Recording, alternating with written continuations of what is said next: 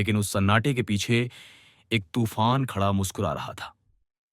ऊपर चौराबाड़ी झील का बांध टूट चुका था। बर्फ, पत्थर, पानी सब एक साथ नीचे की ओर दौड़ पड़े थे। धीरे नहीं, बल्कि इतनी रफ्तार में कि हवा भी पीछा न कर सके। ये एक जलजला था जिसमें बह रही थी मौत, जिसे रोकने वाला कोई नहीं था और देखने वाला कोई नहीं बचने वाला था। रात 11:45 बजे। लोग अपने कमरों में सो रहे थे। कुछ मंदिर के बाहर पूजा कर रहे थे, कुछ भक्त गुफाओं में विश्राम कर रहे थे। और तभी पहाड़ी की ओर से एक गर्जना हुई, ऐसी आवाज जैसे सैकड़ों ट्रक एक साथ गिर पड़े हों। पहली लहर आई, बर्फ, कीचड़ और पत्थरों से भरी हुई। उसने वो बहाया जिसे इंसान ने सालों में बनाया था। होटल बह गए, लंगर की रसोइयां टूट गईं, धर्मशालाओं की दीवारें चटक गईं और इंसान बस एक चीख में बदल गया।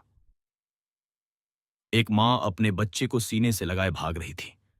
एक बुजुर्ग शिव की मूर्ति को गले लगाकर रो रहा था और एक युवक बस हाथ जोड़कर खड़ा था, जैसे कह रहा हो, अब तेरे हवाले भोलेनाथ। रास्ते बंद थे, रोशनी नहीं थी, चारों ओर सिर्फ बहाव था, गंदगी, बर्फ और बर्बादी का बहाव। कोई मदद नहीं आई, क्योंकि कोई बता ही नहीं पाया कि मदद की जरूरत है।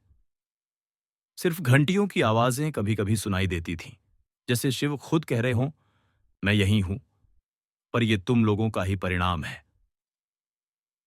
सैलाब अब मंदिर की ओर बढ़ रहा था। उसकी गति, उसकी शक्ति इतनी भयानक थी कि कोई भी सोचता अब यह पवित्र स्थल भी बह जाएगा। पर तभी कुछ ऐसा हुआ जिसे विज्ञान आज भी समझ नहीं पाया। मंदिर के पीछे से एक विशाल चट्टान, लगभग 30 फीट ऊंची, तेज बहाव में घिसटती हुई आई और ठीक मंदिर के पीछे रुक गई। वो चट्टान ना आगे बढ़ी, ना मंदिर को छुआ, बल्कि उस बहाव को दो भागों में बांट दिया। और मंदिर, जहां मौत का मुंह खुला था, वहां सिर्फ थोड़ी सी मिट्टी गिरी। श्रद्धालु कहते हैं वो चट्टान नहीं थी, वो खुद शिव थे। मंदिर तो बच गया, लेकिन मंदिर के चारों ओर सिर्फ लाशें थीं। शव जो कीचड़ में दबे थे, हाथ जो किसी को पकड़ना चाहते थे, और आंखें जो खुली थीं पर देख नहीं रही थीं। लोग दौड़ रहे थे, घुटनों तक पानी में फंसे, चट्टानों पर चढ़ते, कभी खुद को, कभी अपनों को बचाते। किसी ने किसी का हाथ छोड़ा, किसी ने किसी का शव नहीं छोड़ा।